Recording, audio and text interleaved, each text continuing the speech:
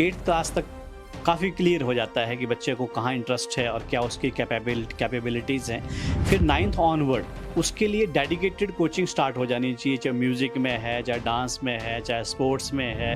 Coaching का सिर्फ एक ही मतलब है, consistency. The competitive landscape of Indian education system is shifting regularly और कंपटीशन इतना बढ़ता जा रहा है कि पेरेंट्स, टीचर, बच्चे जो हैं वो लगातार जो है वो अपने लाइफस्टाइल में चेंजेस कर रहे हैं, नई नई इनोवेशंस की तरफ जा रहे हैं। और कई बड़ी बड़ी कंपनीज ने ये भी अनाउंस कर दिया है कि they are looking for skill based hiring, कि बच्चों को एक्चुअल में ही कुछ आता हो। तो ऐसे में हम लोग हिमाचल प्रदेश में बैठे हैं और यहाँ का बच्चा जब भी किसी नेशनल लेवल के किसी एग्ज़ाम में क्वालिफाई करता है तो वो बहुत बड़ी बात होती है फैमिली के लिए, टीचर्स के लिए।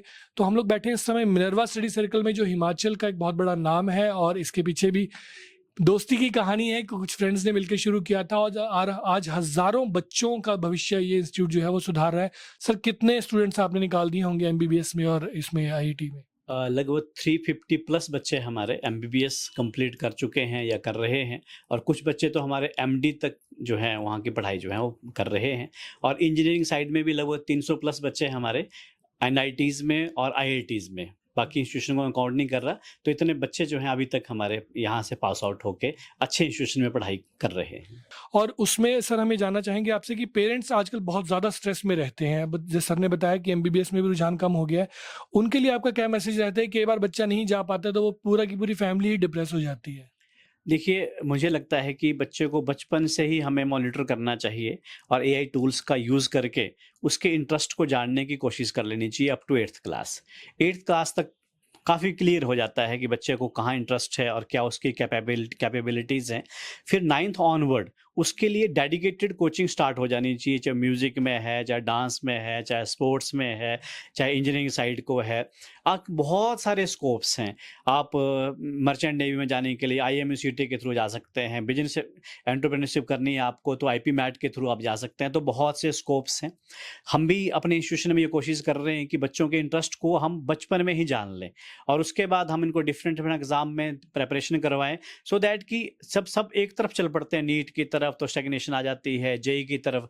अगर हम बच्चों को अच्छे से गाइड करेंगे और डिफरेंट डिफरेंट फील्ड में भेजेंगे तो हमारी कंट्री में जो प्रोग्रेस है मुझे लगता है वो बहुत अच्छे से हो पाएगी और सारी फील्ड में हम वर्ल्ड में टॉप में पहुंच सकते हैं। ये बहुत इंपॉर्टेंट बात आई है। और एक जो है वो टीचिंग के जो एक्सपर्ट व्यक्ति हैं उन्होंने बात कही कि बच्चे के जीवन का टाइमलाइन कैसा है, कब उसको पहचान लेना चाहिए।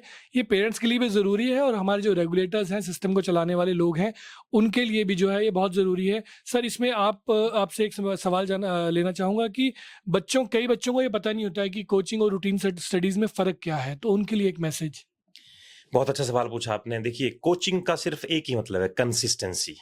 एक स्कूल स्टूडेंट का जो एटीट्यूड होता है वो होता है कि जब एग्जाम आ जाएंगे तो दिन रात लगा के by burning the midnight oil और एग्जाम पास करो और आगे बढ़ जाओ और अगली क्लास में जाओ, अगली क्लास में फिर वैसे चलता है।